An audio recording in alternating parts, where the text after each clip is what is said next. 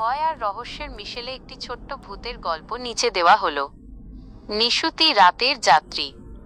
অঞ্জনবাবু পেশায় একজন পোস্টমাস্টার, সদ্য রিটায়ার করেছেন। গ্রামের বাড়ি ফেরার পথে স্টেশনে পৌঁছাতে তার বেশ দেরি হয়ে গেল। শেষ ট্রেনটা যখন প্ল্যাটফর্মে থামল তখন রাত প্রায় 12টা। স্টেশনে লোক বলতে আর কেউ নেই, শুধু কুয়াশার চাদরে ঢাকা চারপাশ। তিনি ট্রেনের শেষ কামরাটায় উঠলেন। দেখলেন ভেতরে মাত্র একজন মানুষ বসে আছেন।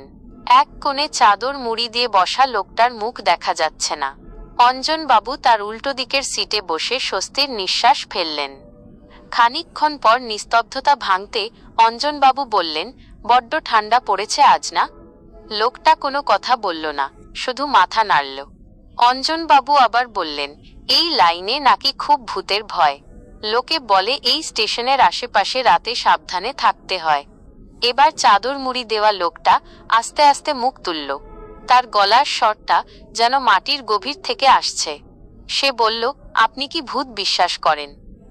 অঞ্জনবাবু একটু হেসে বললেন, না না, ওসব চোখের ভুল আর মনের ভয়। লোকটা এবার তার মুখের চাদরটা সরিয়ে নিল। অঞ্জনবাবু দেখলেন লোকটার জায়গায় কোনো মানুষের মুখ নেই, সেখানে শুধু ধবধবে সাদা হাড়ের খুলি আর কোটরাগত চোখে জ্বলছে নীলচে আলো।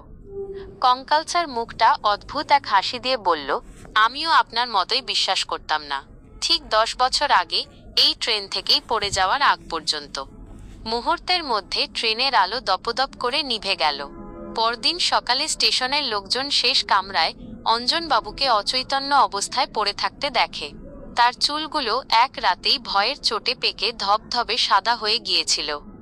আপনার কেমন লাগলো গল্পটি?